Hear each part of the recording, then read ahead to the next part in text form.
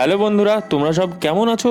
তো ফাইনালি বাংলাদেশের বিরুদ্ধে টেস্ট সিরিজে 16 সদস্যের টিম ঘোষণা করলো বিসিসিআই। ভারতীয় টিমে বেশ কিছু নতুন প্লেয়ারদের সুযোগ দেওয়া হয়েছে। তো বন্ধুরা, 16 সদস্যের দলে কারা কারা রয়েছে চলুন এক নজরে দেখে নেওয়া যাক। তো প্রথমেই রয়েছে ভারতীয় দলের ক্যাপ্টেন রোহিত শর্মা, এরপর ব্যাটসম্যান যশস্বী জয়সওয়াল, ব্যাটসম্যান শুভমান গিল, এরপরে রয়েছেন batsman Virat Kohli, wicket keeper batsman KL Rahul, রয়েছেন wicket keeper batsman Sarfaraz Khan, প্রায় অনেক দিন পর টেস্ট দলে ফিরছেন ঋষভ পান্ত, এরপর উইকেট কিপার ব্যাটসম্যান ধ্রুব জুরেল, স্পিন বোলার রবিচন্দ্র অশ্বিন, এরপর রয়েছে অলরাউন্ডার রবীন্দ্র জাদেজা, রয়েছেন অলরাউন্ডার অক্সার প্যাটেল, এরপর রয়েছেন spin bowler Kuldeep Yadav, fast bowler Mohammad Siraj, fast bowler Jasprit Bumrah, আবারও সুযোগ পেয়েছেন আকাশদীপ এবং চান্স দেওয়া হয়েছে ইয়াস দয়ালকে। বন্ধুরা, বিসিসিআই ঘোষিত ভারতীয় এই দল নিয়ে তোমরা কতটা আশাবাদী অবশ্যই কমেন্ট বক্সে জানাতে ভুলো না। ভিডিওটা এখানেই শেষ করছি। ভালো লাগলে লাইক, শেয়ার, কমেন্ট